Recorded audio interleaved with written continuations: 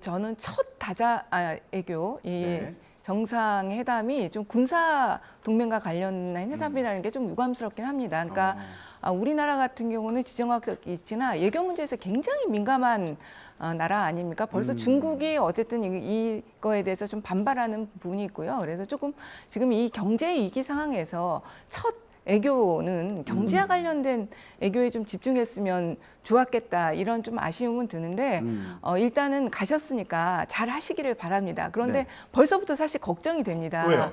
윤석열 대통령이 지금 사실 말실수란 말실수 이런 것들이 굉장히 많으신 상황인데 오늘도 보니까 처음 도착하시자마자 하신 말씀 중에 유럽 비행기 안에서 뭐 하셨냐? 그러니까 유럽 축구 보셨다 이런 얘기 하셨더라고요. 그런데 첫 이렇게 나가시면서 많은 긴 시간이기는 하지만 그럼에도 불구하고 정말 사람 하나하나 익히는 것도 저는 어렵다고 보거든요.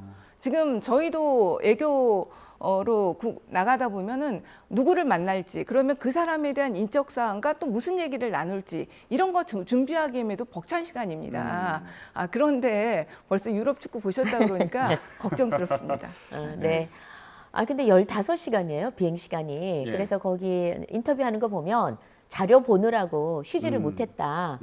그리고 뭐 중간에 그 유럽 축구도 보고 책도 봤다 그랬거든요. 네. 근데 저희가 뭐 공부를 15시간 계속 할 수는 없잖아요. 아마 잠시 쉬는 시간에 유럽 축구 같은 것도 좀 보신 것 같은데 방점을 어디에 찍느냐 있는 것 같습니다. 저는 자료를 좀 보느라 쉬지 못했다는 찍고 싶고요. 그리고 회의를 가면 사실은 저희가 공식적인 것도 있지만 비공식적인 데서 주로 네. 나오는 이야기들이 뭡니까? 외교할 때 사람 간에도 마찬가지지만 스포츠라든지 음식이라든지 이런 이야기를 하면서 굉장히 밀접한 관계를 맺는 것도 또 하나의 외교라고 생각을 하고 그런 면에서 보면은 그 윤석열 대통령은 장점이 많은 것 같습니다. 사실 그 대선 기간에도 조금씩 인기가 올라간 게 뭐 여성들에게 그 음식 해서 제공한다든지 이런 그 오피셜한 거 이외에도 저는 충분히 외교에서 중요한 게 있다고 보고요. 네. 그뭐 축구 잠시 봤다고 큰 문제는 될 것 같지 않습니다.